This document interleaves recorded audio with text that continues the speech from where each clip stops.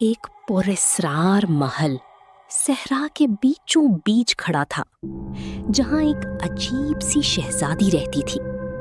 لوگ کہتے تھے یہ محل رات کو بدل جاتا ہے اور آدھی رات کو کچھ خوفناک ہوتا ہے۔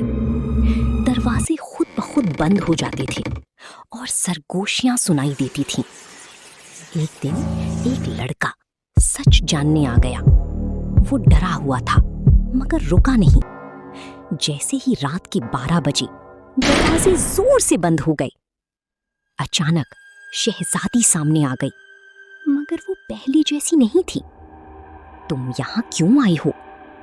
میں سچ جاننا چاہتا ہوں۔ اچانک محل ہلنے لگا، ہوا تیز ہو گئی اور سرگوشیاں چیخوں میں بدل گئیں۔ دیواروں کی تصویریں زندہ ہو گئیں۔ ہر تصویر میں لوگ قید تھے۔ یہ سب کیا ہے؟ یہ میرے فیصلوں کا نتیجہ ہے۔ میں لوگوں کا درد ختم کرتی تھی، مگر ان کی روحیں قید ہو جاتی تھیں۔ اور پھر یہ محل خود ایک قید خانہ بن گیا، جہاں ہر دیوار ایک کہانی سناتی تھی۔ میں چاہ کر بھی کسی کو آزاد نہیں کر سکتی۔ اب تم یہاں آئے ہو تو فیصلہ بھی تمہیں ہی کرنا ہوگا۔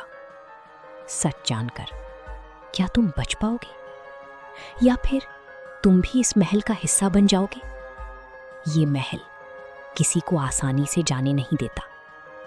اور پھر کچھ ایسا ہوا جو اس نے سوچا بھی نہیں تھا۔ وہ آہستہ آہستہ ایک تصویر میں بدلنے لگا۔ ایک اور روح ہمیشہ کے لیے قید ہو گئی اور محل پھر سے خاموش ہو گیا۔ مگر کہانی ختم نہیں ہوئی، کیونکہ ایک نیا مہمان آنے والا ہے۔ کیا شہزادی نکل پائے گی اس پراسرار محل سے؟ اگر آپ جاننا چاہتے ہیں تو کہانی کا نیکسٹ پارٹ ضرور دیکھیں۔